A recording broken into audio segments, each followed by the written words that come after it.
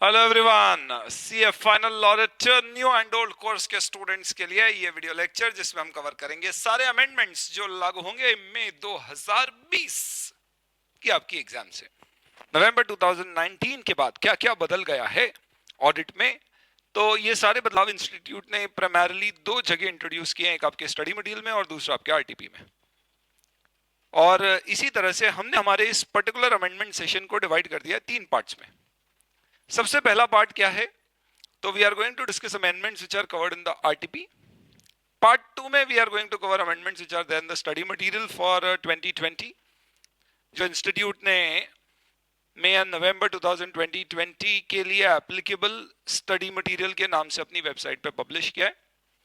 और इन सबके अलावा जो स्टडी मटेरियल में इंस्टीट्यूट ने कुछ नए एमसीक्यूज इंट्रोड्यूस किए हैं, प्लस स्टडी मटेरियल और आरटीपी में कुछ इंटीग्रेटेड एमसीक्यूज नाम की चीज आई है, जिसमें आपको एक कहानी दी जाएगी, रीडिंग कॉम्प्रिहेंशन जो आप बचपन में करते थे वैसी, और उस कहानी के ऊपर आपसे सवाल पूछे जाएंगे। और मजे की बात यह है कि एक कहानी पे जो सवाल आएंगे वो आपके अलग अलग चैप्टर से रिलेटेड आएंगे। So there could be one question relating to ethics, there could be another question relating to company audit, the other one talking about something with respect to tax audit provision, the other one connecting some provisions of bank audit or NBFC audit, all combined in one case study.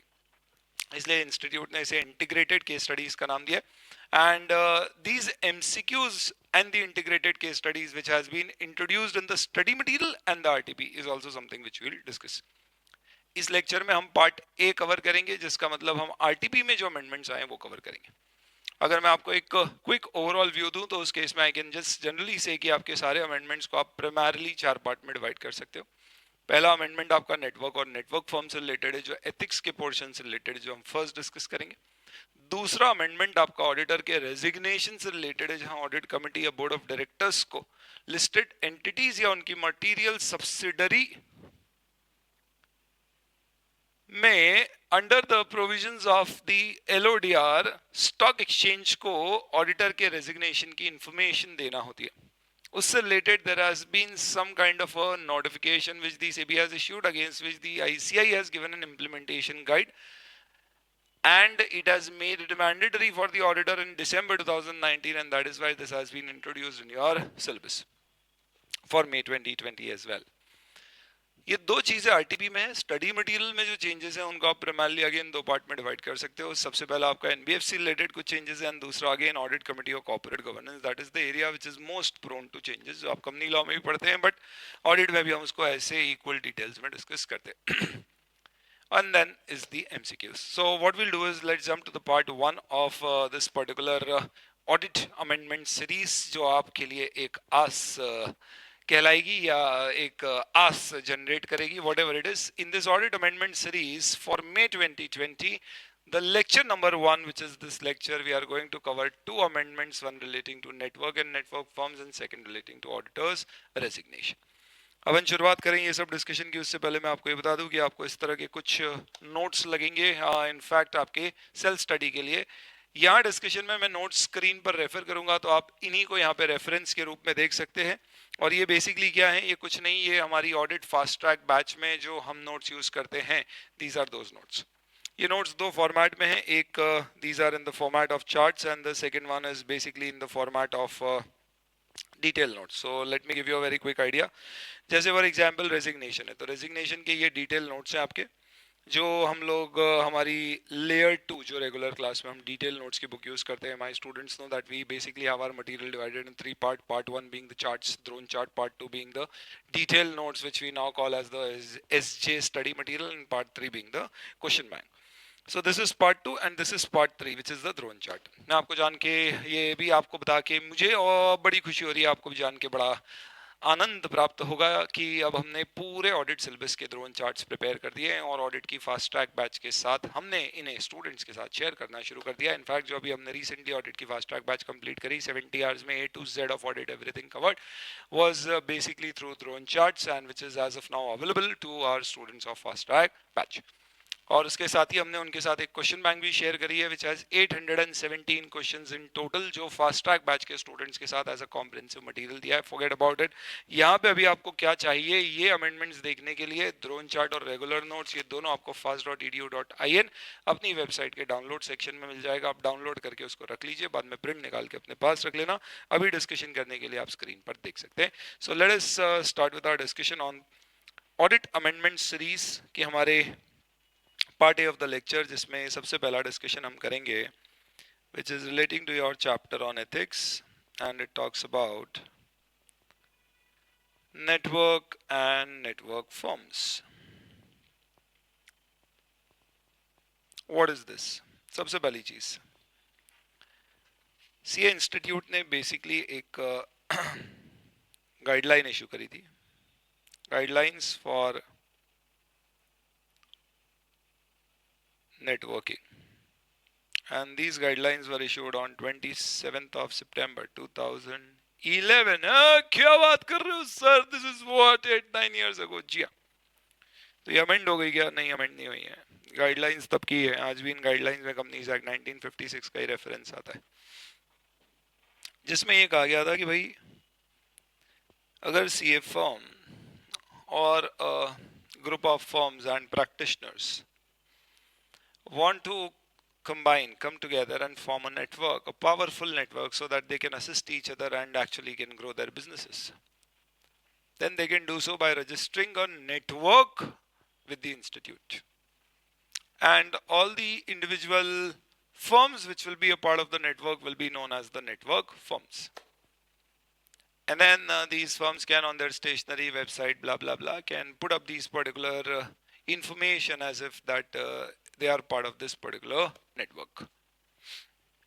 ये guideline 2011 में आ गई, इसमें सच कोई amendment नहीं आया, आज तक ऐसी की ऐसी है. बट एक मेजर इशू सामने आया, और वो ये कि कई सारी सीए फर्म्स ने एक इनफॉर्मल एसोसिएशन बनाना शुरू कर दिया. किस चीज का? बेसिकली एक रेफरल अरेंजमेंट, जिसमें हमने ये कहा कि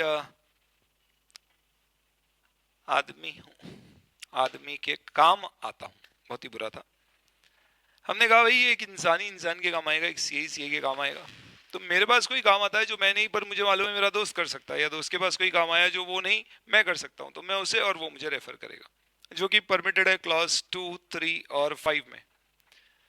in fact schedule to the Chartered Accountant Act के शेड्यूल 1 के पार्ट 1 के क्लॉज 2 में sharing of fees wherein you are allowed to pay a share in fees, clause 3 में accepting a share in fees, clause 5 में securing business through services of a person, और clause 6 में advertisements के ऊपर कुछ prohibitions हैं. और इन सभी जगह चार्टर्ड अकाउंटेंट से अगर काम का लेन देन करता है, फीस शेयरिंग करता है, तो ये एक एक्सेप्शन है और परमिटेड है.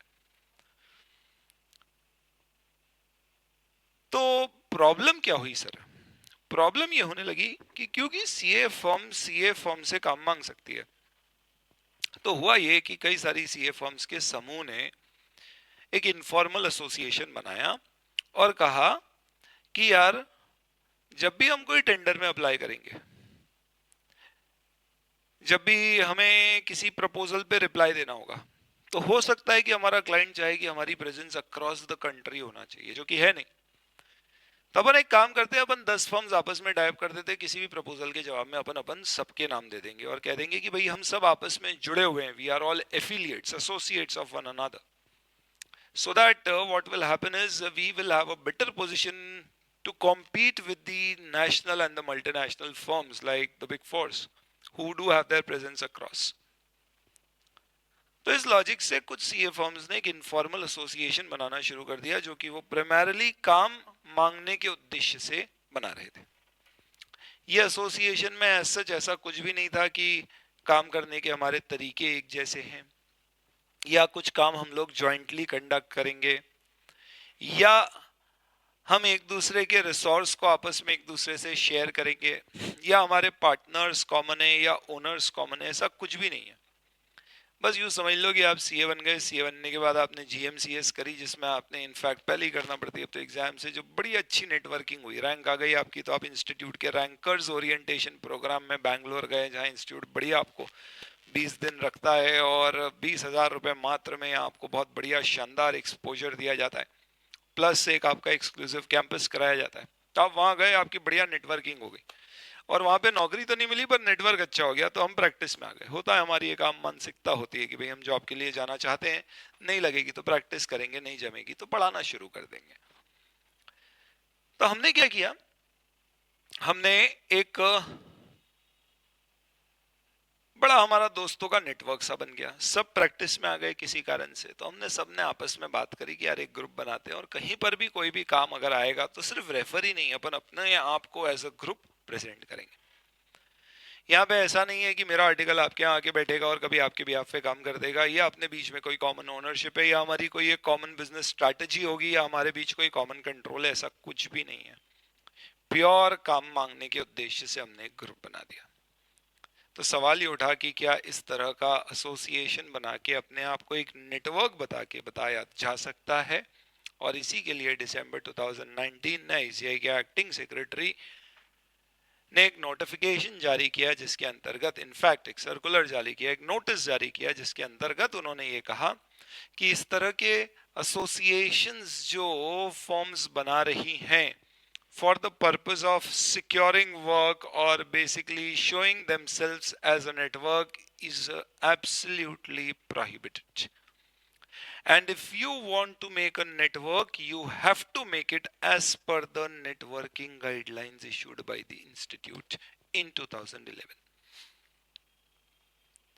इसका मतलब सिंपली ये हो गया कि अगर आप बोलना चाहते हैं कि यार हम 10 सीए फर्म्स या 10 दोस्त एक ही नेटवर्क का पार्ट है जो अलग अलग शहरों में बैठे हुए हैं, तो ऐसा करने से पहले आपको आईसीआई के पास अपनी 10 फर्म का एक नेटवर्क रजिस्टर कराना पड़ेगा। और ये नेटवर्क रजिस्टर कराने की इंस्टीट्यूट की कुछ गाइडलाइंस है जो आपको फॉलो करना पड़ेंगे। और उस गाइडलाइन का सबसे इंपॉर्टेंट पोर्शन क्या है, basically the definition of network, जहां से अपने को पूरा काम डिस्कशन हमारा शुरू करना पड़ेगा।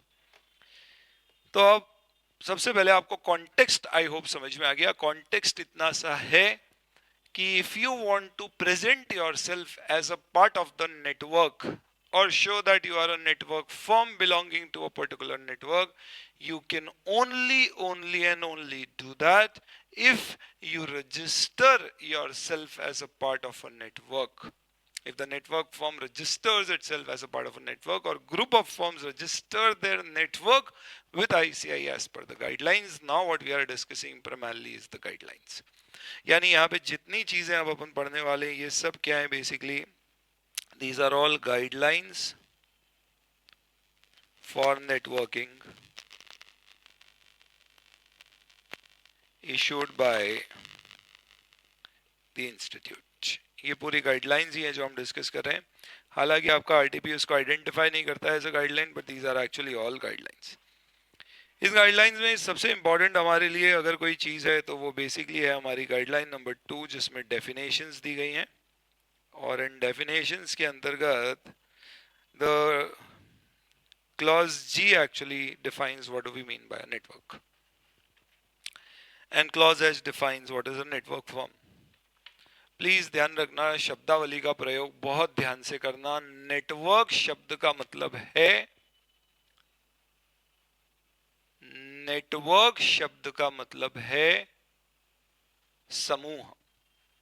That means network is meaning, sorry, network means a group of practitioners forms LLPs who form part of a network, and network firms are the constituent firms who basically are the members of that particular network. तो ये basic फंडा है।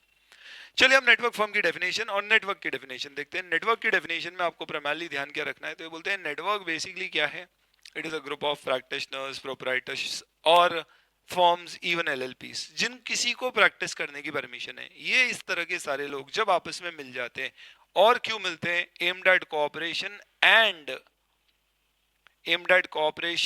And they have common control or they have common quality control QCPP जो हम कह रहे थे, quality control policies and procedures, or they have a common let's say a cost or a profit sharing arrangement between themselves, or they have a common business strategy between themselves, or you can say that they use a common brand name, or you can say that the owners are common, or you can say that they basically within themselves share the resources. इनमें से कोई भी चीज वो करते हैं और उनका उद्देश्य आपस में कोऑपरेट करना है, अगर ये दो कंडीशन एग्जिस्ट करती हैं तो ही उस पर्टिकुलर केस में आप नेटवर्क बना सकते हो. तो सबसे पहली चीज आपको बहुत ध्यान से समझना है दोस्तों, this is not a revision which I am doing, I am trying to explain you the concept of network firms, and this is very important so that you have the right way to write things, because everything is actually hidden in the definition of network. तो network होने के लिए क्या जरूरी है, तो it says network is a large structure which is aimed at cooperation, and it is clearly aimed at, and you can see profit or cost sharing, common ownership, common control or management, common quality control policies and procedures, common business strategy, common brand name, or a significant part of professional resources are common. अगर इनमें से कोई भी चीज है तो ये सारी जितनी की जितनी चीजें ये सब और है विद इन दीज पॉइंट्स, और ए एंड बी आपस में एंड पॉइंट्स हैं. इसका मतलब यह है कि दो चीजें होना जरूरी है, एक कोऑपरेशन करने का आपका एम, और बी क्लियरली आपका एम होना चाहिए either of these particular things. तो आपको सबसे पहली चीज ये तो एज इट इज याद रखना पड़ेगा. इसके लिए आप सिंपली इसको ऐसे याद रख सकते हैं, बीबी और CCC. You can say basically when I talk about BB, that means you have a common business strategy, or you have a common brand name which you are using, or a trade name. O would basically refers to the fact that you have common ownership, or you are basically sharing resources. C would refer to the fact that you have common control similar to ownership, or you have C, QCPP, common quality control policies and procedures, or you basically do a cost or a profit sharing. अगर ये चीजें मौजूद हैं, अगर इनमें से कोई भी एक चीज मौजूद है और आपका एम कोऑपरेशन है, तो माना जाएगा कि आप एक लार्ज स्ट्रक्चर हो जो कि नेटवर्क की परिभाषा में आएगा, और फिर आपको अपने नेटवर्क को रजिस्टर कराना पड़ेगा. तो इसके लिए इंस्टीट्यूट ने क्या किया, in the guideline 3 the institute actually explain the whole concept of network. और इन्होंने कुछ नहीं किया है कॉन्सेप्ट ऑफ नेटवर्क में, ये जितने भी हमारे क्या हैं पॉइंट्स यहाँ पे दिए हुए हैं, इन सारे के सारे पॉइंट्स के ऊपर एक्सप्लेनेशन दिया है. तो अगर अपन देखेंगे तो कॉन्सेप्ट ऑफ नेटवर्क में एक एक करके इन्होंने इन एक्सप्लेनेशंस को दिया है और एक्सप्लेन किया है कि इन मैटर्स को कैसे डील किया जाएगा. I will quickly explain you this particular concept, फिर अपन एक बार रीड आउट कर लेंगे. इंस्टीट्यूट कहता है कि जब हम प्रॉफिट और कॉस्ट शेयरिंग की बात कर रहे हैं, तो आप देखना हर जगह क्या लिखा हुआ है. बोलते हैं कि अगर दो या दो से ज्यादा फर्म्स आपस में प्रॉफिट शेयरिंग कर रहे हैं तो मान लिया जाएगा कि if they are aimed at cooperating with each other and they are also sharing profit, it will be deemed that they are a network, and if it is deemed they are a network, they will have to get themselves registered with ICAI. Please understand the concept very well. क्या हुआ दोस्तों, problem क्या हो गई, suppose for example Deloitte KPMG जैसी अगर आप firms की बातें करो. अब डेलॉयट तो चलो ठीक है, इंडिया में जब अलाउड था फॉरेन फर्म्स को इंडिया में आके रजिस्टर करना, तब डेलॉयट और PW Price Waterhouse register कर गए थे, लेकिन केपीएमजी हुआ उसके बाद में. तो इन्होंने क्या किया, एक नेटवर्क बना के अपना काम करना शुरू किया. तो यहाँ पे इन्होंने क्या किया, एसआर बार्टली बॉय को अर्न्स्ट एंड यंग ने अपना रिप्रेजेंटेटिव बनाया और यहाँ पे उसको अपना ब्रांड यूज करने की परमिशन दी और कहा कि आप हमारे नेटवर्क का पार्ट हो और आप यहाँ पे ये सारे काम करो. तो आईसीआई ने बोला जैसे ही एसआर बार्टली बॉय क्या कर रहा है, ईवाई ग्लोबल के साथ अपने प्रॉफिट शेयर कर रहा है, तो हम मान लेंगे, ऐसा अज्यूम कर लेंगे, क्या मान लेंगे, we will assume that if they are sharing cost or profit and they are cooperating each other, we will assume they are a network, they'll have to register it with ICAI. और ये guidelines के अंदर जब आप register करोगे तो फिर क्या होगा, there are a lot of provisions which you will have to follow, which are very very simple basic. सबसे important provision ये है कि आपको ICAI के पास रजिस्टर करना होगा और एक पर्टिकुलर फॉर्म या प्रैक्टिशनर एक ही इंडियन नेटवर्क और एक ही फॉरेन नेटवर्क का पार्ट हो सकता है. बाकी सब डॉक्यूमेंटेशन, फॉर्मेलिटीज और एथिक्स का कंप्लायंस की बात है, नथिंग मच. तो इसलिए क्या हुआ, ये डेफिनेशन ऐसी बनाई गई कि अगर आप ऐसा कर रहे हो तो you will be deemed to be a part of the network, and if you are deemed to be a part of network you have to get your network registered with the institute first. This is the basic whole logic of this particular guideline. तो अगर आप profit या cost sharing करोगे आपस में, owners अगर आपके common हुए, मैनेजमेंट और कंट्रोल अगर आपका कॉमन है, you are deemed to be a network and you have to get yourself registered. You have common quality control policies and procedures. इसका मतलब क्या है, QCBP हमारे एक ही है, यानी हमारी क्या है, बेसिकली 5-6 फॉर्म्स है और एक QCBP बनाया, हर कोई वही फॉलो करता है. You are deemed to be a part of the network. You have common business strategy. हम साथ में एक स्ट्रैटेजी बनाते हैं. कैसे? एक काम करते हैं यार, टैक्स वाले सारे काम तुम देखो, ऑडिट वाले सारे मैं देखता हूँ, मैं उसमें स्पेशलाइज करूंगा. मेरी कॉमन स्ट्रैटेजी. एक काम करो, जितने भी लो ऑडिट फीस वाले काम है तुम रखो, मैं प्रीमियम क्लाइंट्स के ऊपर फोकस करूंगा. अपन साथ में मिलकर इस तरह से काम करते हैं. Common business strategy. Common brand name. आप समझते हैं ब्रांड नेम कैसे यूज किया जा सकता है. It could be in the form of initials, it could be in the form of suffix to your name, prefix to your name. जहां पे आप रिपोर्ट साइन करते हो वहीं पे अगर आप ब्रैकेट में एज एन एफिलिएट ऑफ ऐसा कुछ भी लिख दो, और ये एक प्रथा चली आ रही है, तो मान लिया जाएगा this is a common brand name. You will be deemed to be a part of the network. And if you share your professional resources, then also you are deemed to be a part of network. But remember, यहाँ पे क्या लिखा हुआ है, significant part of professional resources. इसका मतलब क्या हुआ, हो सकता है जैसे फॉर एग्जाम्पल एक ही बिल्डिंग में 2 सीए के ऑफिस है. कई बार होता है भाई हमारे यहाँ कुछ काम की बात है, कोई सपोज काम की जरूरत पड़ रही है, या आर्टिकल्स आए नहीं है, पड़ोस का सीए अपना अच्छा परिचित है, हमने उसे बोला यार भेज देना. या सपोज मुझे ऑफिस स्पेस की थोड़ी प्रॉब्लम हो गई, तो मैंने उसकी जगह थोड़ी बहुत मैंने क्या किया, I have taken him for some time. क्या मैं बोल दूं कि ये शेयरिंग ऑफ रिसोर्स है? तो इसलिए यहाँ पे शब्द यूज किया है कि ये शेयरिंग ऑफ रिसोर्स तो है, पर नहीं माना जाएगा कि ये सिग्निफिकेंट शेयरिंग ऑफ रिसोर्स है. तो सिग्निफिकेंट क्या होगा? Obviously this is a matter of professional judgement and it will be decided based on the facts and the circumstances of these particular matters. But yes, let me tell you that significant sharing of resource essentially would mean that आप साफ साफ देख के नजर आ रहा है कि it is not just that you are for the purpose of convenience sharing the resources. It actually means कि आपकी strategy है कि आप सारे resources को साथ में लेके planning करते हो. तो इस तरह से if you actually work, then you will be deemed to be a part of a network. If you are deemed to be a part of a network, get your network registered. तो let us understand the concept of network, जिनमें इन सब चीजों को समझाया. सबसे पहली चीज उन्होंने साफ साफ ये कह दिया कि आपको ये जो भी डिस्कशन करना है ये फैक्ट्स और सर्कमस्टांसेस के बेसिस पे करना पड़ेगा. इसका मतलब लीगली आप सेपरेट हो नहीं हो ये इतना इंपॉर्टेंट नहीं है, सराउंडिंग फैक्ट्स के बेसिस पे आपको चीजें देखना पड़ेंगी. इसलिए there is going to be a judgement involve. और जजमेंट क्या है? बेसिकली कोई भी अगर रीजनेबल और third party, inform third party को ऐसा लगता है कि ये आपस में मिले हुए हैं, नेटवर्क का पार्ट है, तो फिर हम बोल सकते हैं कि ये नेटवर्क एग्जिस्ट करता है. Now let us see these points one by one. Profit और कॉस्ट शेयरिंग. अगर आपका larger structure is aimed at cooperation and clearly aimed at profit और cost sharing, it is deemed to be a network. ध्यान रखना, cost sharing का मतलब कोई significant cost होना चाहिए. से फॉर एग्जांपल हमारी एक बिल्डिंग में हम मेंटेनेंस आपस में शेयर करते हैं, तो ये कोई सिग्निफिकेंट कॉस्ट शेयरिंग नहीं है, हम आपस में कोई नेटवर्क नहीं बन जाएंगे. तो इमटेरियल कॉस्ट क्यों? क्योंकि हमें सराउंडिंग फैक्ट्स एंड सर्कमस्टांसेस देखना है. सपोज हमारी cost of developing manual training courses होता है, हमने कोई ट्रेनिंग कोर्स डेवलप किया है इंडेज के ऊपर, जो हम 5-6 फर्म्स ने मिलकर कर दिया कि भाई सबको ट्रेन कर देंगे. तो ऐसे छोटे मोटे खर्चे अगर आप कॉमनली इनकर कर रहे हो तो आप नेटवर्क नहीं बन जाओगे. ये डिफाइन करना इसलिए जरूरी है, अदरवाइज इंस्टीट्यूट ने आपको डीम टू बी नेटवर्क मान लिया तो फिर आपको रजिस्टर करना पड़ेगा. शेयर्स, कॉमन ओनरशिप, कंट्रोल और मैनेजमेंट. जो अभी हम डिस्कस कर रहे थे कि आपकी ओनरशिप या तो कॉमन है या फिर कॉमन कंट्रोल और मैनेजमेंट है. ये नॉर्मली कैसे पता पड़ेगा? इसके लिए usually you will find that there is some or the other means of contract or agreement between them. अगर ऐसा है, you will be deemed to be a network.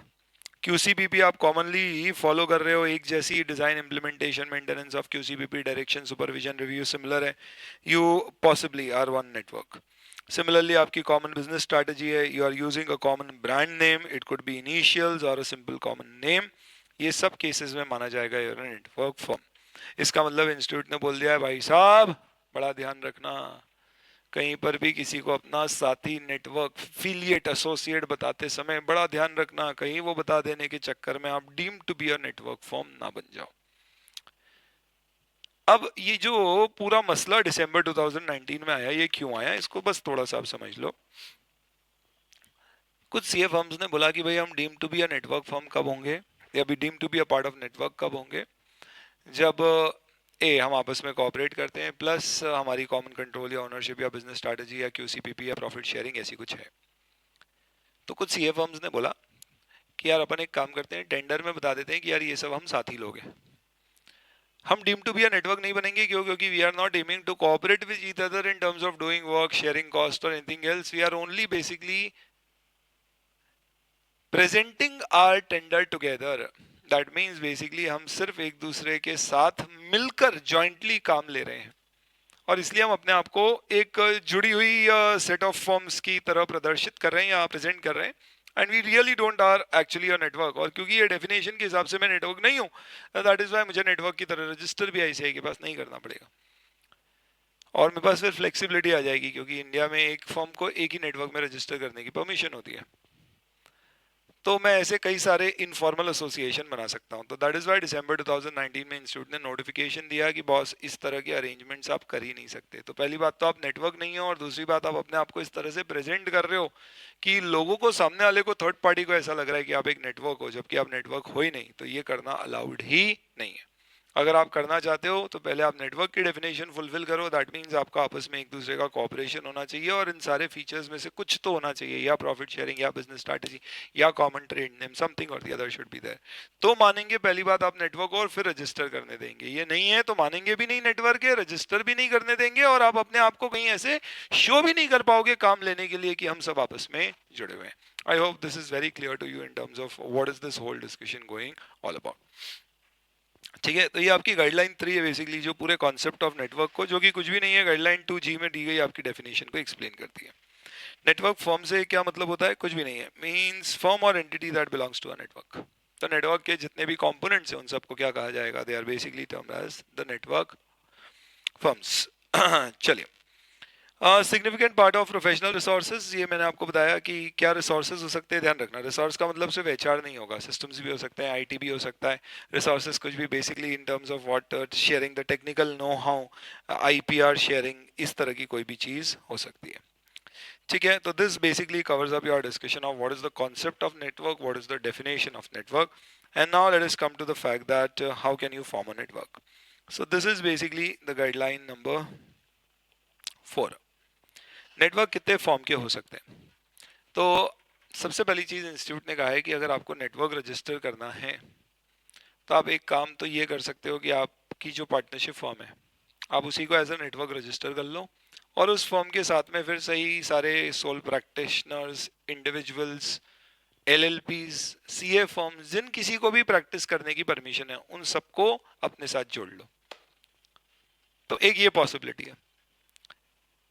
ये नॉर्मली पॉसिबल कब होगा? तो से फॉर एग्जांपल लेट्स से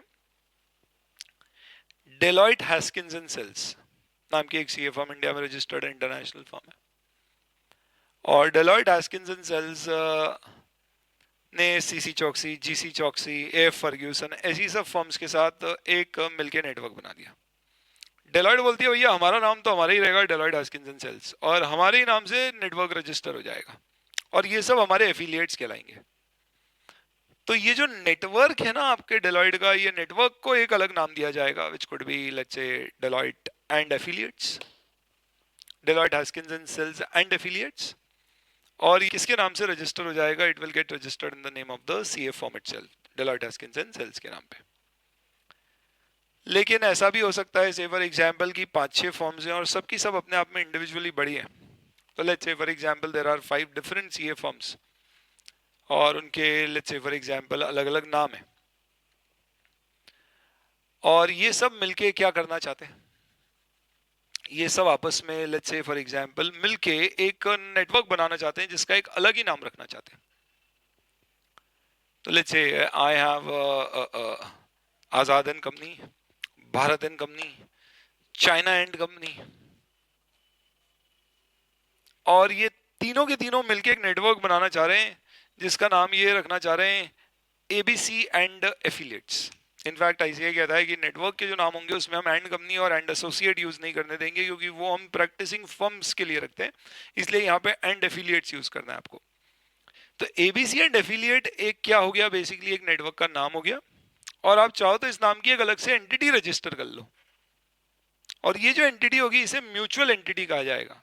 ये entity के पास सीओपी नहीं होगा, इनके पास ऐसे भी फॉर्म के पास नहीं होता है, पार्टनर्स के पास होता है, पर ये एंटिटी के पास प्रैक्टिसिंग का कोई पावर नहीं है। ये आईसीआई के पास रजिस्टर्ड है as a affiliate entity, that means only as a network form.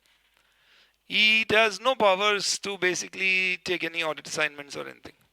तो उसका काम सिर्फ क्या होगा, फैसिलिटेशन और कोऑर्डिनेशन का। इनफैक्ट उसके खर्चे भी होंगे कुछ, क्यों, क्योंकि वो कोऑर्डिनेट करेगी, हो सकता है वो कॉमन क्यूसीपीपी बनाए, ट्रेनिंग प्रोग्राम्स बनाए। तो इसके लिए सारी फर्म्स जो हैं वो सब क्या कर सकती है, इसे एक शेयर ऑफ अपने प्रॉफिट्स या रेवेन्यू दे सकती है ताकि वो अपनी कॉस्ट मैनेज कर सके। तो आपके पास ऑप्शन क्या है नेटवर्क रजिस्टर करने के, क्या फॉर्मेट अवेलेबल है। तो एक फॉर्मेट है आप एक म्यूचुअल एंटिटी रजिस्टर कर लो, दूसरा फॉर्मेट है आप पार्टनरशिप फॉर्म में रजिस्टर कर लो, तीसरा एलएलपी में कर लो, चौथा आप कंपनी बना के भी कर सकते हो। कंपनी बना के कर सकते हैं, इसका मतलब क्या हुआ, तो कोड ऑफ एथिक्स अगर आपने क्लास में पढ़ा होगा तो मैंने आपको कॉर्पोरेट फॉर्म ऑफ प्रैक्टिस का कॉन्सेप्ट बताया था। ईसीआई परमिट करता है सीए फॉर्म से आए तो अपनी एक कंपनी बना सकते हैं, और वो company management consultancy services provide करने के लिए बनाई जाएगी।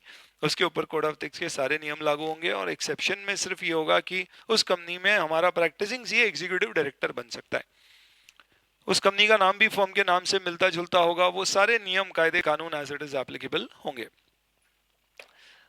तो ये जो आपने कॉर्पोरेट फॉर्म ऑफ प्रैक्टिस में जो कंपनी रजिस्टर किया ना, आप इसे भी एज अ नेटवर्क रजिस्टर कर सकते हो। तो ये अलग अलग फॉर्म्स हैं जिससे नेटवर्क रजिस्टर हो सकता है। ध्यान रखना इंडिविजुअल आदमी के नाम से नेटवर्क रजिस्टर नहीं हो पाएगा, ठीक है। Sole practitioner, proprietor, partnership firm या कोई भी एंटिटी जो परमिटेड है by the act, they will basically be the part of the network, यानी ये नेटवर्क के कॉन्स्टिट्यूएंट्स होंगे। ध्यान रखना, they cannot in themselves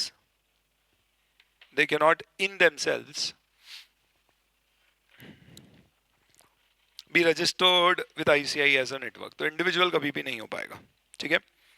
और इंस्टीट्यूट ने साफ साफ कह दिया है कि एक सीए फॉर्म इंडिया में एक ही नेटवर्क को ज्वाइन कर सकती है, और अगर वो किसी इंटरनेशनल नेटवर्क फॉर्म का पार्ट बनना चाहती है तो वहां पे भी किसी एक ही इंटरनेशनल नेटवर्क फॉर्म का पार्ट बन सकती है, दैट्स इट। और अगर दो फर्म्स के कॉमन ओनरशिप है, भाई कल दिन मैंने क्या किया, मैंने दिमाग लगाया, मैंने बोला यार अपने को दो सीए हैं, दोनों ने बोला कि यार अपने को पार्टनरशिप तो अपने को जितनी करना है उतनी कर सकते हैं। तो say for example there are two chartered accountants Jai and Veeru, उन्होंने एक कंपनी बनाई Jai and Veeru and company chartered accountants, एक पार्टनरशिप फॉर्म बनाई और एक वीरू एंड जय बना ली। जय एंड वीरू के नाम पे उन्होंने कोई एक नेटवर्क फॉर्म रजिस्टर कर ली और वीरू एंड जय के नाम पे एक और कर ली, क्योंकि दोनों अलग अलग फॉर्म्स है, इसलिए बोला गया है कॉमन कंट्रोल है अगर दो फॉर्म्स का, तो फिर उस केस में it is compulsory. Common ownership है, कंट्रोल है, तो फिर वो दोनों एक ही किसी नेटवर्क का पार्ट हो सकते हैं। तो इंडिया में अगर आप किसी नेटवर्क का पार्ट बनोगे तो सिंगल, इंटरनेशनल नेटवर्क का पार्ट बनोगे तो जो भी इंटरनेशनल नेटवर्क की फॉर्म का पार्ट बनना चाहते हैं उसमें किसी एक पर्टिकुलर नेटवर्क का पार्ट बन सकते हैं, that's about it, not more than that. ये आपकी गाइडलाइन नंबर 4 है। And then guideline number 5 basically talks about approval of name of a network amongst firms registered with the institute। इसमें एक चीज ध्यान रखना है, यहाँ पे लिखा हुआ है मैक्सिमम 20 पार्टनर्स, क्योंकि ये 2011 की गाइडलाइन है और कंपनीज एक्ट 1956 में कहा गया था कि partnership form non banking concern में 20 से ज्यादा पार्टनरशिप होगी तो वो उसे कंपनी बनना अनिवार्य है, अदरवाइज वो इलीगल एसोसिएशन हो जाएगा। अब ये लिमिट चेंज हो चुकी है, जो 50 और प्रोफेशनल्स के केस में इनफैक्ट अनलिमिटेड तक जा सकती है। तो अब रेंज आपकी 50 to 200 नोटिफिकेशन के बेसिस पे किया जा सकता है, बस प्रोफेशनल्स में there is no limit, but क्योंकि ये गाइडलाइन रिवाइज नहीं हुई है तो यहाँ पे अभी 20 की लिमिट है। एनीवेज, अब आपको नेटवर्क रजिस्टर करना है तो आप सबसे पहले नेटवर्क का एक नाम यूज करोगे, रेगुलेशन 190 आप पर लगेगी, वो बेसिकली वही रेगुलेशन है जो फॉर्म का नाम चूज करते समय आपको फॉलो करना होती है। याद रखना 190 ये अलग थी, वो स्पेशल जनरल परमिशन थी under clause 11 part 1 schedule 1। Regulation 190 is choosing the form name. वैसे ही आपको नेटवर्क का नाम यूज करना है, यानी आप कोई नेटवर्क ऐसे जबरदस्त अलग से कोई नाम यूज नहीं कर सकते, जैसे मैंने नेटवर्क बना दिया धासु एंड एफिलिएट्स, ऐसा नहीं चलेगा। जोरदार एंड एफिलिएट्स, ऐसा नहीं चलेगा। जो फॉर्म्स उसका पार्ट है उनके इनिशियल्स के थ्रू या एक कॉमन नेम किसी तरह की उसमें क्या होना चाहिए, कनेक्शन होना चाहिए, जो रेगुलेशन 190 एक्सप्लेन करती है, उसी तरह से आप नेम के लिए अप्लाई करोगे। नाम के लिए जब अप्लाई करोगे तो इंस्टीट्यूट की जिम्मेदारी है कि 30 दिन के अंदर अंदर वो नेम का अप्रूवल दे दे। और एक बार अगर आपका नेटवर्क का नाम का अप्रूवल हो गया तो 3 महीने के अंदर अंदर आपको जिन जिन फॉर्म्स को उस नेटवर्क का पार्ट बनाना है उन सबको उसमें रजिस्टर कर दो। अगर आपने नेटवर्क फॉर्म्स नेटवर्क के अंदर रजिस्टर नहीं की तो 3 महीने बाद इंस्टीट्यूट आपके लिए जो नाम रिजर्व करके रखा था, क्योंकि एक नेटवर्क का नाम एक ही नेटवर्क और ग्रुप को दिया जाएगा, तो वो कैंसिल कर देगा और वो किसी और को अलॉट कर सकता है। सर सपोज फॉर एग्जाम्पल हमने नेटवर्क रजिस्टर किया, उसमें 10 फॉर्म को नेटवर्क का पार्ट बना दिया, फिर 2 साल बाद कोई एक नई फॉर्म को और जोड़ना है, तो फिर वो आगे प्रोविजन से change in constitution of network अगर कभी भी होता है, तो then that case within 30 days you can inform the institute की please add this firm in this network और this firm is withdrawing from this particular network. तो नाम आप डिस्टिंक्ट नेम ले सकते हो आईसीआई के पास, उसमें एंड एफिलिएट्स यूज करना होगा आपको, and company and associate allowed नहीं होगा। Mutual entity partnership firm example इस तरह के हो सकते हैं आपके नाम के। ये एप्लीकेशन नेम की किस में जाती है, this goes under form A.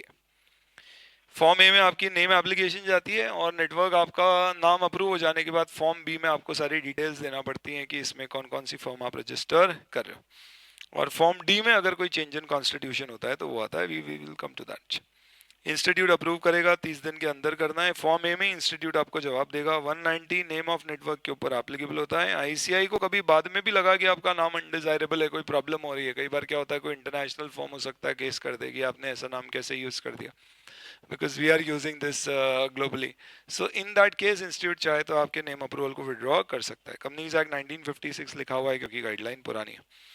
And then mere approval of name से ये मत समझ जाना कि नेटवर्क जो रजिस्टर हुआ है form proprietorship form partnership LLP और म्यूचुअल एंटिटी, उसको प्रैक्टिस करने का कोई राइट नहीं मिलेगा। वो सिर्फ बेसिकली आप ये समझ लो, एक तो म्यूचुअल एंटिटी है तो एक सेपरेट एंटिटी हो गई है वो, अदरवाइज वो किसी एंटिटी को सिर्फ एक नाम दे दिया गया और कुछ भी नहीं है, it is just a brand name given. ठीक है, then so ये आपका basically क्या हो गया, this is your approval of name, and once the name has been approved then the next guideline says that you will have to register the constituents in the firm।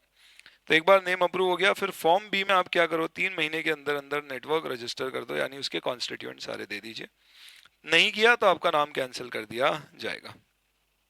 ठीक है, if different Indian firms are network with a common multinational accounting firm, it will be considered as a part of network। ये Deloitte जैसा है, मैं एक example लेके आपको समझाता हूँ। ठीक है, then you have your guideline 7 which says network outside India का है तो उसके लिए फिर आपको फॉर्म डी दिया गया। तो फॉर्म डी केस की बात करता है, अगर आपका नेटवर्क आउटसाइड इंडिया का है और उसका आप पार्ट बनना चाहते हैं तो वो भी अलाउड है, बट इसके लिए भी आपको एक फॉर्म मिलेगी, एक नेटवर्क मिलेगा। इसका मतलब एक इंडियन फर्म बेसिकली 2 नेटवर्क का पार्ट हो सकती है, एक Indian network of CA firms और एक international network of CA and similar firms. इसमें आपको करना ये होगा कि आपका कोई भी रिप्रेजेंटेटिव इंस्टीट्यूट के पास फॉर्म डी फाइल करेगा जिसमें वो बताएगा कि एक इंटरनेशनली रजिस्टर्ड नेटवर्क है जो आईसीआई के पास रजिस्टर्ड नहीं है और हम उसका पार्ट है और हम अपने आपको बताना चाहते हैं उसका पार्ट है, जिसका best example could be Deloitte और अर्नस्ट यंग और any of the big force. ऐसे भी आप सिर्फ एक ही नेटवर्क को ज्वाइन कर पाओगे और फॉर्म डी आपको 30 दिन में देना है। आपका रजिस्टर्ड नेटवर्क में कोई भी बदलाव आता है तो 30 दिन के अंदर अंदर, यानी प्रायर इंटीमेशन नहीं देना है, पोस्ट भी हो सकता है। Within 30 days you can intimate in form number C. A name approval होगा, ए में ही नाम अप्रूव होकर आएगा। बी में आपको फॉर्म के अंदर नेटवर्क में फॉर्म्स रजिस्टर करना है कौन कौन सी है। सी में चेंजेस देना है और डी में अगर आप इंटरनेशनल नेटवर्क का पार्ट बनोगे तो उसका इंटीमेशन देना है। ठीक है, ये सब आपकी गाइडलाइंस है, these are all serially numbered. Guideline number 8 और गाइडलाइन 9 कहती है कि it will be important that you ensure the ethical compliance requirements. And when I say ethical compliances, इसका मतलब क्या है, तो एथिकल कंप्लायंसेस में यहाँ पे 2 चीज़ें दी गई है। पहला, आपका एक नेटवर्क रजिस्टर हो गया, उसमें से फॉर एग्जाम्पल 10 फर्म्स रजिस्टर हो गई है। ठीक है, तो समझो फॉर एग्जाम्पल मैंने एक नेटवर्क रजिस्टर किया और उसके अंदर नेटवर्क का नाम मैंने दे दिया, let's say for example Hindustan and affiliates, और इसके अंदर मैंने सीए फर्म जो नेटवर्क की कॉन्स्टिट्यूएंट बनी है वो रजिस्टर कर दी, let's say BJP and company, RSS and associates, Shiv Sena and company and so on. Sir Shiv Sena तो है नहीं, ये उदाहरण है। अब आपको ये समझना है कि अगर सपोज बीजेपी एंड कंपनी के पास कोई ऑडिट आ गया तो अपन एक जनरल रूल समझते हैं कि भाई आप ऑडिट कर रहे हो तो आप अकाउंटिंग नहीं करोगे। तो अब इंस्टीट्यूट ने बोल दिया है कि आपकी कोई भी नेटवर्क फॉर्म अकाउंटिंग नहीं कर सकती, पहली चीज। दूसरी चीज, इंस्टीट्यूट के कोड ऑफ एथिक्स में there is a particular council general guideline जो कहती है कि अगर आप किसी listed entity, PSU, public company with a turnover of 50 crore और मोर का ऑडिट कर रहे हो, तो ऑडिट से जितना पैसा आप कमा रहे हो आप दूसरी सेवाएं दे सकते हो, पर दूसरी सेवाओं से जो आप पैसे कमाओगे वो आपके ऑडिट से जो फीस मिल रही है उससे ज्यादा नहीं होगा, बराबर तक हो सकता है। तो अब यहाँ पे इंस्टीट्यूट ने बोल दिया है कि अगर बीजेपी, आरएसएस, शिवसेना एक नेटवर्क का पार्ट रजिस्टर हो गए, तो सपोज बीजेपी को फॉर एग्जांपल ऑडिट मिलता है, कांग्रेस ने बोला भाई हमारा ऑडिट तुम ही कर दो, तो कांग्रेस लिमिटेड का audit BJP and company chartered accountants कर रही है। सर क्या वाहियात बात है, तो इसीलिए याद रहेगी। तो इस पर्टिकुलर केस में बीजेपी एंड कंपनी के साथ साथ आरएसएस और शिवसेना भी अकाउंटिंग सर्विसेज नहीं दे सकती है, बुक कीपिंग सर्विसेज नहीं दे सकती, प्लस बीजेपी को सपोज इस ऑडिट की 1 करोड़ फीस मिल रही है, तो आईसीआई कहता है कि अगर वो पीएसयू है या फिर लिस्टेड कंपनी है या फिर गवर्नमेंट इनफैक्ट पब्लिक कंपनी है जिसका टर्नओवर 50 करोड़ या उससे ज्यादा है, तो आप दूसरी सेवाएं अगर कांग्रेस लिमिटेड को दोगे other than audit like consultancy and all, तो उसकी फीस 1 करोड़ से ज्यादा नहीं होना चाहिए। यहाँ पे ये बोला गया है कि अगर सपोज दूसरी सेवाएं like consultancy services and all अगर आरएसएस या शिवसेना नेटवर्क फर्म्स देती हैं, तो फिर वो जितनी भी नेटवर्क फर्म्स हैं वो सब मिला के 3 गुना से ज्यादा फीस का काम नहीं कर सकती। जिसका मतलब ये हो गया कि 1 करोड़ अगर बीजेपी को ऑडिट फीस मिल रही है, तो शिवसेना और आरएसएस जो हमारी एफिलिएट फर्म्स हैं वो मिला के 3 करोड़ रुपए तक की अदर सर्विसेज दे सकती है। सर ये लिख के समझा देते तो ज्यादा अच्छा रहता, समझ में आ जाता अच्छे से, इसलिए नहीं लिखा मैंने क्योंकि इसका यूज ही नहीं है। क्योंकि कंपनीज एक्ट के सेक्शन 144 में कहा गया है कि सीए डायरेक्टली और indirectly and indirectly means through network firm is no more permitted to provide watch, तो he is no more permitted to provide any of the other services. Section 144 में आपकी 8 सर्विसेज प्रोहिबिटेड हैं जिसमें consultancy, accounting, outsourcing, investment banking, broking, सारी तरह की सेवाएं आती हैं। तो for that particular reason now we can safely conclude this particular fact कि इस प्रोविजन का रेलेवेंस अब है नहीं। क्यों? क्योंकि 3 गुना छोड़ो 1 गुना छोड़ो अब तो कोई सेवाएं में दे ही नहीं सकता। बट आई टोल्ड यू कि ये 2011 की गाइडलाइंस है, तो सर ये अमेंड हो जाना चाहिए। तो जो कोड ऑफ एथिक्स में अमेंडमेंट अभी प्रपोज्ड है जिसका एक्सपोजर ड्राफ्ट आ चुका है उसमें इन सब अमेंडमेंट्स को प्रपोज किया गया। होपफुली आपके एग्जाम में कोड ऑफ एथिक्स 2021 से शायद अमेंडमेंट लागू हो जाए। Nevertheless, अगर आप पुराना भी पढ़ चुके हैं तो 3 to 4 hours of amendment class should be sufficient to cover those amendments. But yes, there will be significant amendments. Similarly बोला गया है कि अगर रोटेशन के नियम लगते हैं तो नेटवर्क फर्म्स पे भी लग जाएंगे। तो सर रोटेशन कैसे आ गया? आपने बोला है 1956, ये 2011 के नियम है, तब तो रोटेशन होता ही नहीं था। तो ये ऐसा नहीं बोल रहे कि कंपनी जिन पे रोटेशन के नियम लग रहे हैं, बोल रहे हैं अगर आपके क्लाइंट पर रोटेशन के नियम लगते हैं। तो देखिए गवर्नमेंट एंटिटीज पे रोटेशन के नियम जन्मों जन्मांतर से लगे आ रहे हैं। सीएनडीजी 3-3 साल में रोटेट कर देता है, नेशनलाइज बैंक्स में रोटेशन के नियम लगते हैं। तो ये बोल रहे हैं कि अगर रोटेशन के नियम लगते हैं आपके ऑडिटी के ऊपर, तो फिर उस केस में अगर आप कूलिंग पीरियड में आ रहे हो तो आपकी नेटवर्क फर्म्स भी कूलिंग पीरियड में आ जाएंगे। ठीक है, और जहां पर भी आप चाहें वहां पे आप एडवर्टाइजमेंट्स दे सकते हो एज इफ कि आप क्या हो, basically you are a part of the network firms और एफिलिएट्स। ऑब्वियसली एडवर्टाइजमेंट कहाँ कहाँ दे सकते हो? जहाँ जहाँ पे इंस्टीट्यूट परमिट करता है, जैसे आप अपनी वेबसाइट पे बता सकते हो, या कोई अगर आप जो इंस्टीट्यूट ने एडवर्टाइजमेंट परमिट करी है वहाँ सब जगह आप अपनी नेटवर्क फर्म्स के बारे में बता सकते हैं। एथिकल स्टैंडर्ड्स इंस्टीट्यूट के जो हैं सब समय समय पे आपको जारी करना, इनफैक्ट कंप्लाई करना होंगे। अगर कोई नेटवर्क आईसीआई के पास रजिस्टर हो जाता है तो मान लिया जाएगा इसका पब्लिक नोटिस हो गया और सारे क्लाइंट को इन्फॉर्म कर दिया गया कि ये नेटवर्क रजिस्टर हुआ है, तो क्लाइंट भी देख ले भैया कि उसमें कहीं कोई इंडिपेंडेंस इशू तो नहीं है। और आईसीआई रेकमेंड करता है कि नेटवर्क को हम सजेस्ट करेंगे कि वो अपने इंटरनल बायलॉज बना ले। ये एक रिकमेंडेशन है, ये कंपल्शन नहीं है। बायलॉज कैसे हो? जिसमें वो लिख दे कि भैया अगर एक म्यूचुअल एंटिटी आपने बनाई है तो उस एंटिटी में एक मैनेजमेंट कमेटी हो, उसके क्या नियम हो, क्यूसीपीपी क्या बनाए जाएंगे, कॉस्ट शेयरिंग कैसे होगी, प्रॉफिट शेयरिंग कैसे होगी, कोई फर्म्स में डिस्प्यूट आया तो कैसे करेंगे, एथिकल कंप्लायंस इंडिपेंडेंस कैसे मेंटेन करेंगे। बेहतर है आप इसके बायलॉज बना दें।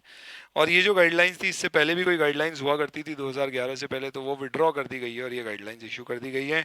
ये आपके सारे प्रोविजंस है with respect to the network firms. Just to give you a quick idea about it, let's say for example, let's search network of CA firm. देखते हैं इंडिया में अगर कोई अपने को नेटवर्क ऑफ सीए फॉर्म्स मिलती है। सबसे ऊपर जो आ रहा है, लेट्स सी, अपन इसको देखते हैं। केजीएस, चलिए, केजी सोमानी एंड कंपनी, ये हमारे पास प्रेसिडेंट भी रह चुके हैं। केजी सोमानी साहब की आप देख लीजिए, यहाँ पे अगर आप देखेंगे गूगल पे सर्च करने पे तो यू विल फाइंड कि it is a domestic network of 6 CA firms known as AVS and affiliates. देखो आपको समझ में आएगा, बढ़िया काम हो जाएगा ये। KGS is a part of domestic network of CA firms known as AVS and affiliates registered with Institute of Chartered Accountants of India. AVS has a pan-India presence with around 50 partners with specialization in different sphere, around 280 staff member, blah blah जो ज्ञान है। तो सबसे पहली बात इन्होंने बोला है कि हमने एक म्यूचुअल एंटिटी रजिस्टर करी है शायद KGS एंड एफिलिएट्स के नाम से, और ये KGS and affiliates 6 CA firms का एक नेटवर्क है। तो ये 6 CA फर्म्स कौन है, तो इनके नाम होंगे यहाँ पे। तो इन्होंने बताया भाई ये फॉर्म्स हमारी ये एफिलिएट मेंबर फॉर्म्स हैं, और ये यहाँ पे 6 नाम दिए हुए हैं।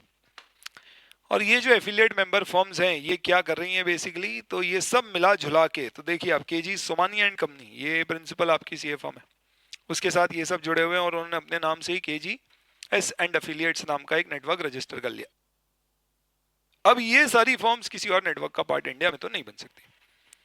क्या आउट ऑफ इंडिया बन सकती है, तो आप देख लीजिए KGS भी एक इंटरनेशनल फॉर्म का पार्ट है, TGS the global business network. तो ये कोई एक ग्लोबल नेटवर्क ऑफ फॉर्म्स हैं जिसका नाम आपने शायद ना सुना हो, और ये उसका पार्ट है। तो इसने बताया भाई हम इसका पार्ट है, जो चलेगा, एक इंडियन डोमेस्टिक नेटवर्क का पार्ट बन सकते हो और एक इंटरनेशनल नेटवर्क का पार्ट बन सकते हो। अपन देखते हैं, चलो let's try to understand Deloitte and affiliates. ये थोड़ा सा फॉरेन एंटिटी हो जाएगी, बट अपने को समझने के में काम आ जाएगा। डेलॉइट, ये बिग फोर्स वगैरह कैसे करते हैं, let's try to understand about this. तो डेलॉइट में अगर आप देखें तो what is the whole structure with Deloitte. Okay, so let's click on this. ये ऑब्वियसली इंडियन कॉन्टेक्स्ट में नहीं है, this is in the international context. Deloitte LLP is registered outside India, और इसके बारे में कुछ दिया हुआ है, learn about our global network of member firms. और यहाँ पे इन्होंने क्या दिया है, बड़ा इंटरेस्टिंग है ये, देखिए। डेलॉइट, अबाउट डेलॉइट इंडिया इसलिए दिया है क्योंकि डेलॉइट को इंडिया में रजिस्टर करने की परमिशन दी गई थी। ये बेसिकली 1990s में जब फॉरेन करेंसी की सिचुएशन बड़ी ख़राब थी भारत की, तब ऐसा अलाउ कर देते थे कि बाहर की सीए फर्म्स आके यहाँ रजिस्टर कर सकते ताकि हमारे पास फॉरेन करेंसी आए। तब डेलॉइट और PW प्राइस वाटर हाउस, ये 2 रजिस्टर कर गई थी। फिर इंस्टीट्यूट ने बोला जो रजिस्टर हो गई है वो ठीक है, पर आगे से हम नहीं करने देंगे। तो इसके लिए फिर SR बाटली बॉय के साथ EY ने टाइप किया, और KPMG इंडिया में Bharat S Raut and company के साथ टाइप करके आई। एनीवेज, डेलॉइट के बारे में आप समझिए। Deloitte US, United states. Deloitte LLP is a member firm of DTTL. Deloitte LLP does not provide services to the client. Instead, services are primarily provided by subsidiaries of Deloitte LLP. यानी शायद Deloitte LLP एक क्या है, ये वो एक mutual entity है जो कोई सेवाएं क्लाइंट को खुद नहीं देती है, एक अलग से एंटिटी रजिस्टर करती है, और इसका काम सिर्फ कोऑर्डिनेशन है with all the subsidiary entity. और इनकी सब्सिडरीज के नाम देखिए, Deloitte and तुष LLP, Deloitte consulting LLP, Deloitte financial advisory services LLP, Deloitte tax LLP। नीचे देखिए क्या लिखा है, Deloitte LLP helps coordinate the activities of these subsidiaries. Deloitte LLP and these subsidiaries are separate and distinct legal entities, यानी ये mutual entity है, permitted है, और ये सब अपने डेलावेयर लॉ के अनुसार मैनेज की जाती हैं, और ये सब अपनी अपनी सेवाएं देने के लिए जिम्मेदार हैं। एनीवेज वेज, तो ये बेसिकली क्या बता रहे हैं कि डेलॉइट इस तरह से स्ट्रक्चर्ड है, और फिर इसका एक ग्लोबल नेटवर्क है जिसमें कई सारी फॉर्म्स रजिस्टर्ड होंगी, जिसमें इंडिया की भी कुछ फॉर्म्स रजिस्टर्ड होंगे। So I just have shown you this just to get a real life context in terms of what we have discussed with respect to the network firms, and this is your whole provisions with respect to the network firms. ठीक है, cool. तो network के बारे में एक quick recap कर लेते हैं हम, ये जो भी प्रोविजंस हमने डिस्कस किए हैं इसके, और ये रिकैप हम इसलिए कर रहे हैं ताकि इससे हम एक बार इसको कंक्लूड भी कर सकें, और साथ में अगर आप चाहो तो इसके कुछ MCQs भी अपन ट्राई कर लेंगे। Cool. चलिए, तो let's first do a quick recap on this particular thing. One, network क्या होता है बेसिकली, तो I will say network is a large structure which is aimed at cooperation and clearly aimed eight BB और SCCC, है ना, जिसमें हमने देखा कि आपको फैक्ट्स और सर्कमस्टांसेस के हिसाब से थर्ड पर्सन कैसे बिलीव करेगा, इसको दिमाग में रखते हुए डिसाइड करना है कि ये नेटवर्क है या नहीं। इनमें जो कंडीशंस दी हुई हैं ये फुलफिल होंगी तो ही आप अपने आप को नेटवर्क का पार्ट मान सकते हो और आईसीआई के पास रजिस्टर कर सकते हो। अगर ऐसा नहीं है तो नेटवर्क ना तो रजिस्टर कर पाओगे, ना आप अपने आप को नेटवर्क की तरफ प्रेजेंट कर पाओगे। ये सारी कहानी एक्चुअली शुरू हुई थी 2009 में, जब तलाटी साहब हमारे प्रेसिडेंट थे। उन्होंने कहा था कि यार ये बिग फोर वगैरह खा जाएंगे, इंडिया की फर्म्स बचेंगी नहीं। अगर अपने को आगे बढ़ना है तो जुड़ाओ, आपस में जुड़ने दो सीए फर्म्स को, और ये छोटी छोटी फर्म्स मिलके नेशनल लेवल की फर्म्स बन सके। तब उन्होंने नेटवर्किंग 2009 में अलाउ करी और 11 में फिर उसके ऊपर अमेंडमेंट गाइडलाइंस आई, जो अभी तक अमेंड नहीं हुई है। तो उसमें ही अलाउ किया, पर उसमें ये कहा कि यार नेटवर्क बना रहे हो तो आप प्लीज उद्देश्य समझो। उद्देश्य क्या होना चाहिए कि आप साथ में मिलके कोऑपरेट करो एक दूसरे के साथ और बड़ा काम करो, ना कि सिर्फ काम लेने के लिए आप म्यूचुअली आपस में मिलके क्या कर रहे हो, टेंडर में अप्लाई कर रहे हो कि हम 10 लोग एक दूसरे को जानते हैं, हमारे सबके बिहाफ पे हमें काम दे दो। आप काम ले भी लोगे आपस में, आपका कोऑपरेशन है नहीं, बाद में दिक्कत आएगी। इसलिए इंस्टीट्यूट का लॉजिक है भैया कि नेटवर्क फॉर्म्स अगर आपको करना है रजिस्टर तो you should aim at cooperating, not just at seeking business. तो that is why there is this particular December 2019 clarification which has come up just for the purpose of seeking work mutually. You cannot just show yourself to be a network. And if you show, that is to be treated as a disciplinary misconduct. Disciplinary actions आपके against में initiate कर दिए जाएंगे उस particular case में। चलिए, तो हमने क्या डिस्कस किया, नेटवर्क बनाना है तो आपको क्या करना पड़ेगा। ए, सबसे पहले आपको फॉर्म ए में अप्लाई करना है, एक नाम के लिए अप्रूवल हो जाएगा। फिर फॉर्म के ए मेंबर्स को उसमें रजिस्टर कर दीजिए। फॉर्म्स क्या हो सकती है, एक म्यूचुअल एंटिटी बन सकती है, एलएलपी या पार्टनरशिप फॉर्म, या एक कंपनी को भी आप रजिस्टर कर सकते हो। और जब आप नाम का अप्रूवल ले लोगे उसके बाद फॉर्म ए में अप्रूवल आ जाएगा तो फॉर्म बी में आप अपनी लिस्ट ऑफ फॉर्म्स देके उसको रजिस्टर कर लीजिएगा। कोई भी चेंजेस है तो 30 दिन के अंदर अंदर फॉर्म सी में दे दीजिएगा। इंटरनेशनल नेटवर्क का पार्ट बनना चाहते हो तो फॉर्म डी में आप अप्लाई कर लीजिए। एक भारत में फर्म सिर्फ और सिर्फ एक ही इंडियन नेटवर्क और फॉरेन नेटवर्क का पार्ट बन सकती है, नो मोर देन दैट। और जब भी आप रजिस्टर करेंगे तो आपको इंडिपेंडेंस, एथिकल रिक्वायरमेंट्स की 2 कंप्लायंसेस करने हैं। No other network firm will provide book keeping services, no other network firm will provide other services which is more than 3 times of the audit remuneration which you get as per the council guidelines which are irrelevant because of section 144। Plus आप advertise जहां जहां पे भी करने की permission है वहां बता सकते हो कि ये हम नेटवर्क का पार्ट है या ये हम एफिलिएट का पार्ट है। नेटवर्क फर्म का नाम के आगे एंड एफिलिएट यूज किया जाएगा, नेटवर्क के नाम के आगे and company and associate use नहीं करने दिया जाएगा। ओवरऑल आपको एथिक्स का कंप्लायंस करना है, ये ध्यान में रखना पड़ेगा। कुछ एमसीक्यूज आपके सामने हैं यहाँ पे। MCQ 1, network can be in the form of LLP, partnership form, mutual entity, company और सोल प्रैक्टिशनर। बताइए इनमें से कौन सा ऑप्शन सही है। एनी ऑफ दीज एक्सेप्ट 5, 1, 2 और 3, ओनली 3। और सही जवाब क्या होगा, any of these except 5, option B, क्योंकि सोल प्रैक्टिशनर के नाम से आप नेटवर्क रजिस्टर नहीं कर सकते। बहुत बढ़िया। CF firm can be a part of how many network, no specific restriction, only one network in India, only one network in India और one network outside India, only one network of firm in India and one network of firms outside India. बताओ सही जवाब क्या है। तो सही option is बताओ बताओ बताओ बताओ बताओ, डी। बहुत बढ़िया। और एमसीक्यू अगर आपको करने हैं तो मैं टेलीग्राम पे आपके साथ और यूट्यूब के चैनल में आपके साथ पोल शेयर करूंगा जिसमें I be sharing more MCQs on this. You can try those particular MCQs there. चलिए, बहुत बहुत धन्यवाद आपका सर। धन्यवाद कैसे, ये तो एक ही प्रोविजन हुआ है। हाँ, ये धन्यवाद मैंने अभी टेम्परली आपको दिया है। इसके साथ हमारा नेटवर्क वाला डिस्कशन कंप्लीट हो जाता है। अब अपन आ जाते हैं रेजिग्नेशन वाले डिस्कशन में, the second part of our amendment which is auditors withdrawal from engagement. इसकी पहले मैं आपको एक छोटी सी कहानी समझा देता हूँ, उसके बाद में I just explain you these provisions. This is very very short. What it is, क्या है ये, समझिए।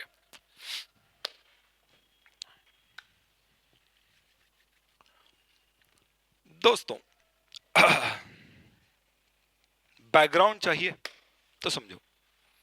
बैकग्राउंड से थोड़ा सा कॉन्टेक्स्ट आएगा आपके दिमाग में, क्या है ये मसला। क्या होता था, सीए के रेजिग्नेशन 2019 में लार्ज कंपनीज के ऑडिटर बड़ी संख्या में रिजाइन किए, क्योंकि ये कंपनीज एक्ट के इतने हार्श प्रोविजन, नफरा आ जाना, इन सब से ऑडिटर की लाइबिलिटी बड़ी बढ़ गई है, आपकी अकाउंटेबिलिटी बहुत बढ़ गई है। अब आप तो जानते ही हैं दोस्तों कि आप जिसका ऑडिट कर रहे हैं उसी से फीस भी ले रहे हैं, और आप रिपोर्ट क्वालिफाई करोगे तो कहीं ना कहीं मड स्लिगिंग हो ही जाती है, कीचड़ उछालने वाले काम हो ही जाते हैं। It is not one of the most conducive and appropriate things.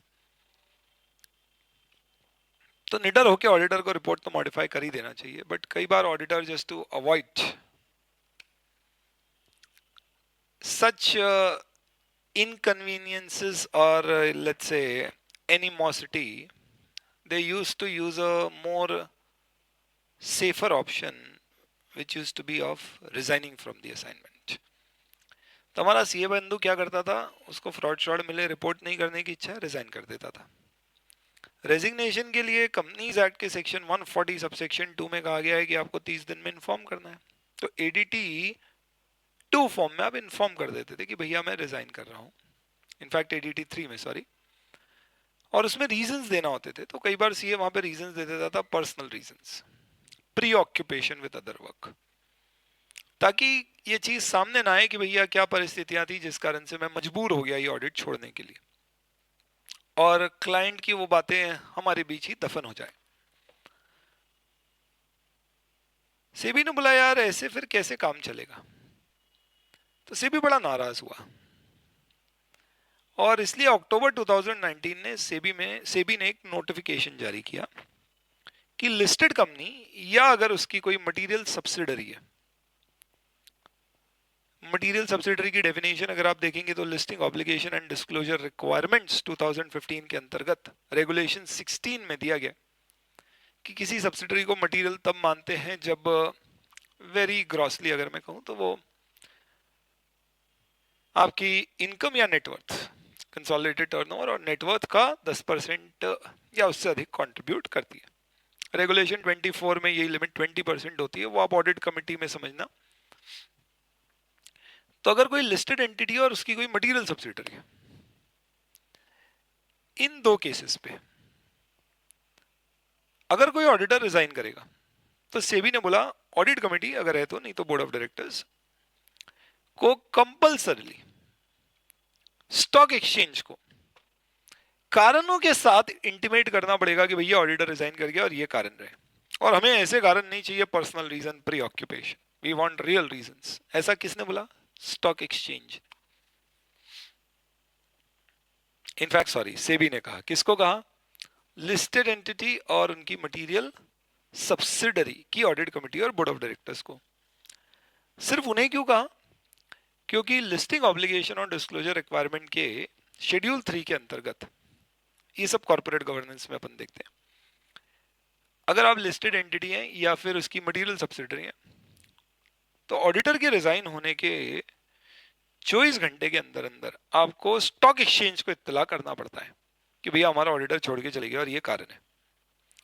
तो क्योंकि ये रिक्वायरमेंट ऑलरेडी एक सेबी की रेगुलेशन के अंतर्गत दी हुई है, इसलिए मैं लिस्टेड एंटिटी और मटेरियल सब्सिडरी को इन रेगुलेशन से बाध्य कर सकता हूं. तो सेबी ने कहा कि भाई आपको इन्फॉर्म करना होगा, उसमें रीजन देना पड़ेंगे. और सेबी ने सर्कुलर में कहा कि, इनफैक्ट नोटिफिकेशन में कहा कि जो ऑडिटर रिजाइन करेगा उसकी जिम्मेदारी है कि अगर वो क्वार्टर खत्म होने के, क्वार्टर का मतलब 3 महीने, कईयों के लिए क्वार्टर कुछ और होता है, क्वार्टर खत्म होने के 45 डेज के अंदर अंदर अगर रिजाइन कर गया तो उसे पिछले क्वार्टर का लिमिटेड रिव्यू होता है आपकी लिस्टेड एंटिटीज में हर क्वार्टरली रिजल्ट का, तो लिमिटेड रिव्यू या ऑडिट जो भी आप कराते हो वो तो कराना ही कराना पड़ेगा, करना ही करना पड़ेगा. और अगर वो क्वार्टर खत्म होने के 45 डेज के बियॉन्ड रिजाइन करके गया तो then in that particular case तुम निकल जाओ. Then in that particular case क्या करना पड़ेगा? अगले क्वार्टर का लिमिटेड रिव्यू ऑडिट करने के बाद ही आप रिजाइन कर पाओगे. यानी मुद्दा एक सिंपल सा कैसा हो गया आपका कि से for example June quarter as in 30 June 2020 से 45 डेज, जुलाई के 31 और अगस्त के 14 अगस्त 20, अगर आप यहां पे रिजाइन कर गए तो आपको जून क्वार्टर का लिमिटेड रिव्यू या ऑडिट जो भी आपकी फर्म कराती है, एंटिटी कराती है, वो करने के बाद ही रिजाइन करने की परमिशन है. बढ़िया. और अगर आप 14 अगस्त के बाद में रिजाइन करके जाओगे तो फिर आपको सितंबर क्वार्टर का भी लिमिटेड रिव्यू या ऑडिट करना होगा, उसके बाद ही रिजाइन करोगे। यानी अब ऑडिटर फंस गया, आपको फ्रॉड उसको पकड़ में आया तो वो ऐसे बाहर नहीं हो पाएगा। जून क्वार्टर की रिपोर्ट देना होगी, और अगर उससे रिलेटेड फ्रॉड है तो वो दिए बिना नहीं जा पाएगा।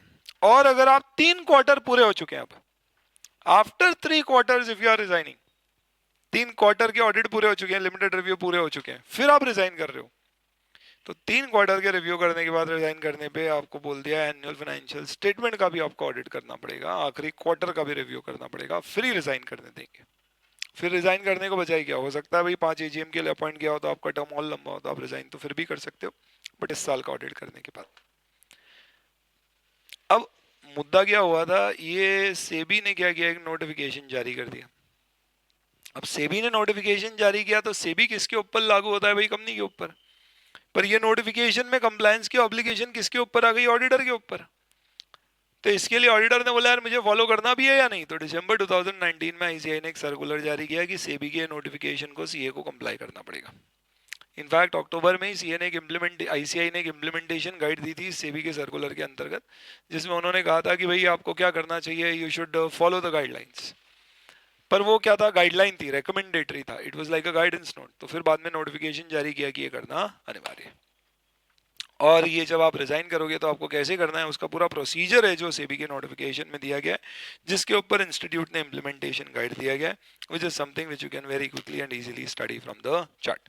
इसके डिटेल नोट्स भी अवेलेबल है अपनी फास्ट की वेबसाइट है, आप डाउनलोड कर सकते हो।